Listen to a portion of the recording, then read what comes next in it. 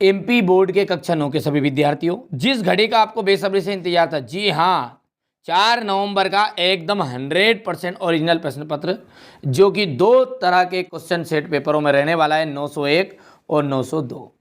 ठीक है, यहाँ पर भी आप देख सकते हैं बारकोड, और यदि विषय कोड की बात करें तो 401 आपका विषय कोड रहने वाला है। ठीक है, तो देर ना करते हुए अपन फटाफट से अब तो पहला पेपर सेट ए और सेट बी, ये दोनों तरह के क्वेश्चन पेपर यदि आप करोगे तो भले आपके पास सेट ए आ रहा हो, बी आ रहा हो, आप 100% श्योर अच्छे नंबर से स्कोर कर पाओगे। ठीक है, तो चलिए बिना किसी देरी के वीडियो की शुरुआत करते हैं। ठीक है, तो चलिए करते हैं शुरू, है ना। चंद के फटे जूते किसकी रचना है? जो आपका पाठ है फटे जूते, ये प्रेमचंद के फटे जूते किसकी रचना है? तो महादेवी वर्मा की है कि हजारी प्रसाद द्विवेदी है कि जयशंकर प्रसाद की प्रेमचंद? तो हजारी प्रसाद द्विवेदी इसका एकदम राइट आंसर रहने वाला है। थोड़ा सा बड़ा कर लेते हैं। प्रेम मार्गी शाखा के प्रतिनिधि कवि हैं। देखिए, प्रेम मार्गी शाखा के प्रतिनिधि कवि जो है ना, कबीर है, तुलसीदास है, जायसी है, सूरदास है, तो जायसी है। काव्य के भेद माने जाते हैं, काव्य के भेद जो माने जाएंगे बेटा, काव्य के 2 भेद है। ठीक है, प्रबंध काव्य के कितने भेद है? तो 2 भेद है काव्य के। ठीक है, ठीक है, तो काव्य के 2 भेद माने जाएंगे, एक तो श्रव्य काव्य और दृश्य काव्य। अच्छा, श्रव्य काव्य के अंतर्गत है आपके प्रबंध काव्य और मुक्तक काव्य। चलिए, रिपोतार्ज शब्द है, रिपोतार्ज जो है ना, ग्रीक भाषा का शब्द है, अंग्रेजी का है कि फ्रांसीसी की है कि इटालियन भाषा का शब्द है? तो फ्रांसीसी भाषा का शब्द है रिपोतार्ज। ठीक है, किसी भी घटना का आंखों देखा वर्णन जो होता है वो कहलाता है रिपोतार्ज। कामायनी क्या है? देखिए, कामायनी एक क्या है? महाकाव्य है, और एक रामचरितमानस, रामचरितमानस, रामचरितमानस, ये दोनों क्या है बेटा? महाकाव्य है। और कामायनी के रचिता कौन है? जयशंकर प्रसाद है, और रामचरितमानस के तुलसीदास। क्योंकि ये दोनों ऑप्शन तो आपसे 100% रिक्त स्थान में पूछ लेता है, कभी जोड़ी में दे देता है, कभी एक वाक्य में पूछ लेता है, कभी कभी तो ऐसा पूछ लेता है 2 महाकाव्यों के नाम बताओ। तो भैया कामायनी और रामचरितमानस, और यदि कामायनी के रचिता पूछे तो जयशंकर प्रसाद, और रामचरितमानस के पूछेंगे तो तुलसीदास लिख के आना है। हिंदी साहित्य का सर्वाधिक लोकप्रिय महाकाव्य है, तो जैसा कि अभी ऊपर ही बताया मैंने, रामचरितमानस है सबसे ज्यादा लोकप्रिय।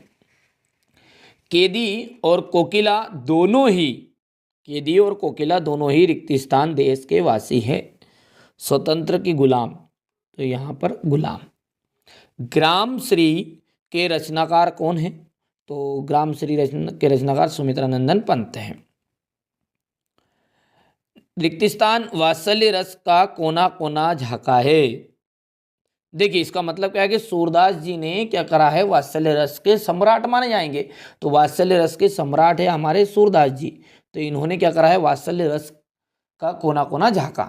कहने का मतलब ये, घृणा को उत्पन्न करने वाले दृश्यों का वर्णन होने पर, घृणा को उत्पन्न करने वाले दृश्यों का वर्णन होने पर रस होता है। तो घृणा मतलब होगा अपने को, उदाहरण के रूप में अपन ले सकते हैं कि कोई सी ऐसी चीज़ जिससे अपना जो मन है वो विचलित हो जाता है। जैसे अपना गंदी चीज़ देख लेते कोई सी, जिसके कारण अपन कभी कभी क्या खाना नहीं खा पाते। जैसे मान के चलो, अब उदाहरण के रूप में नहीं बताऊँ, जैसे मान के चलिए कहीं पर मछली असली छी छी, जब अपना दिमाग खराब हो जाए देख के, तो यहाँ पर ऐसे जहाँ पर अपने को घृणा आए, दुर्गंध आए, सो कुल मिला के बात है, छी करने लगे, हाँ अरे क्या दिख गया यार, ये दिखने का नहीं था, तो ये विभत्स रस बेटा है ना। और जहाँ डर लगे अपने को, भय लगे, डर, वह भयानक रस। मात्रिक छंद में, देखो नाम में लग रहा है मात्रिक, मात्रिक में मात्राओं की गणना होगी, वर्ण में वार्णिक छंद में वर्णों की गणना होगी, तो यहाँ पर आपका मात्रिक छंद में मात्राओं की गणना हो जाती है। एकांकी में कितने अंक होते हैं? देखो यहाँ पर बच्चों को रट तो लेते हैं, नाटक में अनेक अंक होते हैं, एकांकी में 1 अंक होता है, लेकिन इसका अर्थ नहीं पता किसी बच्चे को। तो देखो, अंक का मतलब बेटा इसको इंग्लिश में कहते हैं एपिसोड। क्या कहते हैं इसे? एपिसोड।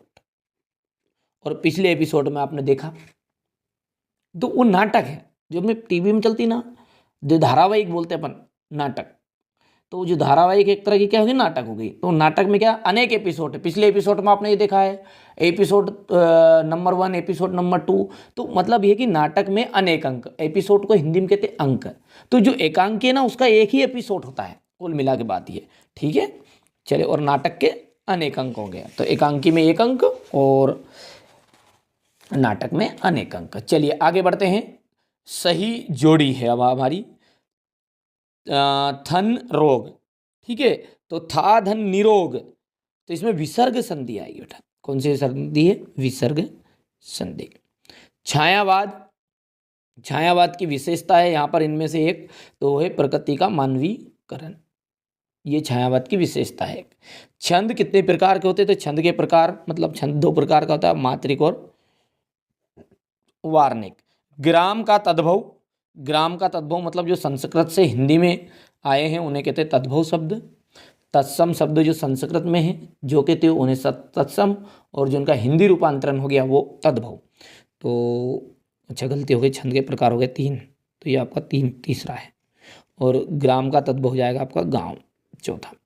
संस्कृति तथा शिक्षा, इनके रचनाकार है हमारे श्यामाचरण दुबे, तो ये आपका 5th नंबर है, 5वां हो गया। और शत्रु का विलोम होता है मित्र, रहेगा ध्यान छोटे सा। चलिए आगे बढ़ते हैं और सत्य सत्य को देखते बेटा।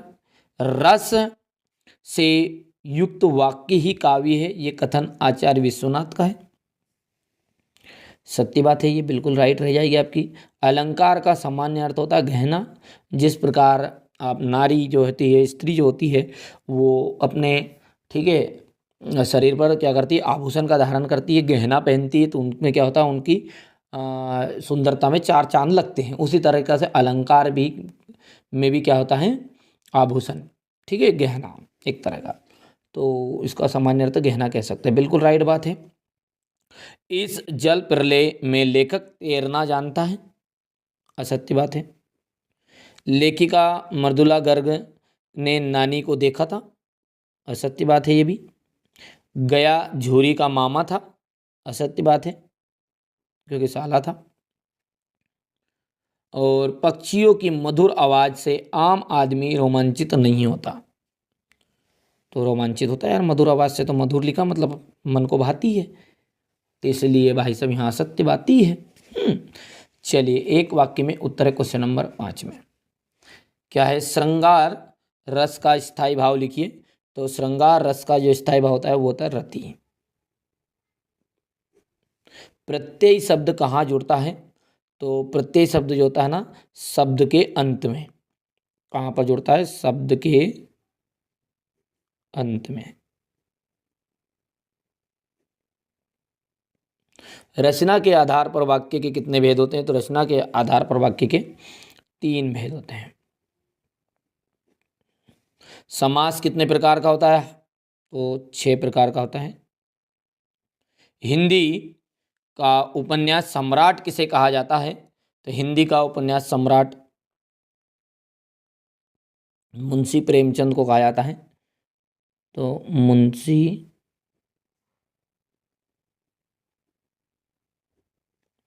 प्रेमचंद हो गया है।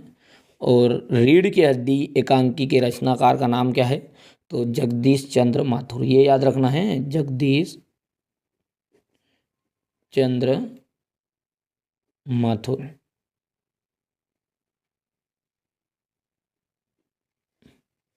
ठीक है, ये माथुर। भक्ति शाखा की प्रमुख विशेषताएं, यहाँ से आप पहले क्वेश्चन नंबर 6 से बढ़िया से स्क्रीनशॉट ले लो और पूरा पेपर का सॉल्यूशन मैं आपको बता दूंगा ना, ठीक है।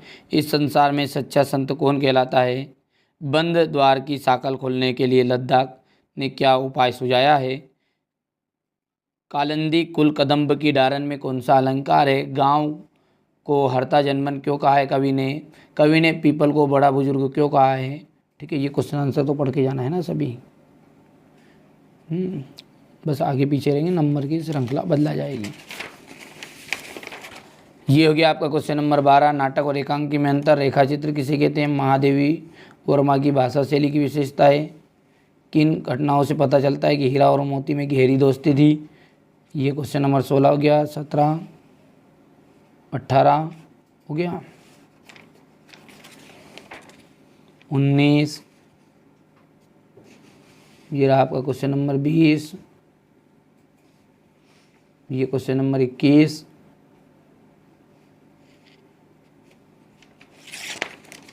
और ये 21 के बाद में 22 और ये 23 हो गया। चलिए, तो ये मैंने आपको पूरा क्वेश्चन पेपर बता दिया। आइए इसका सॉल्यूशन देख लेते हैं। चलिए, यहाँ पर देख सकते हैं क्वेश्चन नंबर 6 से सॉल्यूशन देख लेते हैं। राम भक्ति शाखा की प्रमुख विशेषताएं। इसके बाद में यहाँ पर नई कविता की विशेषताएं, नई कविता के प्रमुख कवि, इस संसार में सच्चा संत कौन कहलाता है। तो सच्चा संत तो वही होता है जो पक्ष और विपक्ष के चक्कर में नहीं पड़ता, निष्पक्ष भाव से काम करता है, ठीक है, जो परमात्मा का ध्यान करता है, जिसका भाव कैसा होता है, निरपेक्ष भाव होता है, वो सच्चा संत कहलाता है।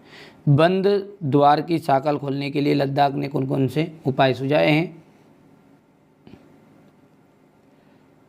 कालंदी कुल कदम्ब की डारन में कौन सा अलंकार है। कवि ने गांव को हरता जनमन क्यों कहा है। क्वेश्चन नंबर 8 देख सकते हैं आप। क्वेश्चन नंबर 9,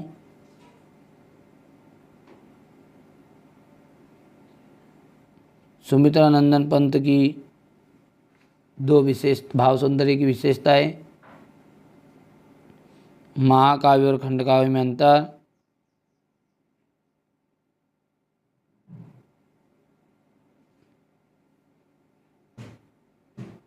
रौद्र रस की परिभाषा लिखिए। और यहाँ पर देख सकते हैं उदाहरण। यमक अलंकार, कनक कनक से तेसो मादत्ता अधिकार, यह खाए बो रहा है नर, वह खाए बो रहा है, ठीक है। सवेया छंद की परिभाषा मुझे यहाँ पर देख सकते हैं हम।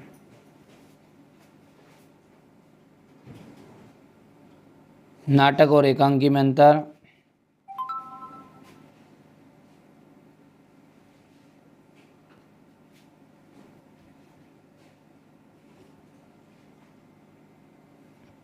क्वेश्चन नंबर 12 है रेखा चित्र किसे कहते हैं।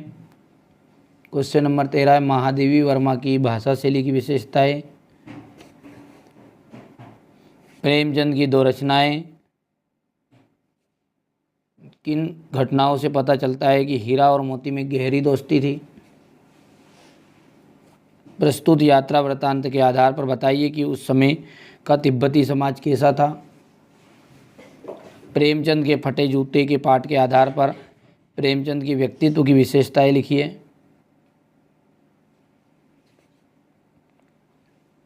लेखक ने उपभोक्ता संस्कृति को हमारे समाज के लिए चुनौती क्यों कहा है। समास किसे कहते हैं। तद्भव शब्द किसे कहते हैं। ये आप देख सकते हैं मृत्यु का तरल दूत किसे कहा गया है। समाज में महिलाओं को उचित गरिमा दिलाने के लिए आप कौन कौन से प्रयास कर सकते हैं। ये यहाँ पर क्वेश्चन नंबर 18। ये यहाँ पर क्वेश्चन नंबर 18 कथवा प्रसंग और भावार्थ। Question number 19। क्वेश्चन नंबर 19 का ये प्रश्न। क्वेश्चन 20 ये यहाँ पर देख सकते हैं आप। ये क्वेश्चन नंबर 21 यहाँ से। ये क्वेश्चन नंबर 22 और ये रहा 22 का। बस ठीक है। तो ये मैंने पूरा क्वेश्चन पेपर आपको बता दिया सॉल्यूशन के साथ। तो पहले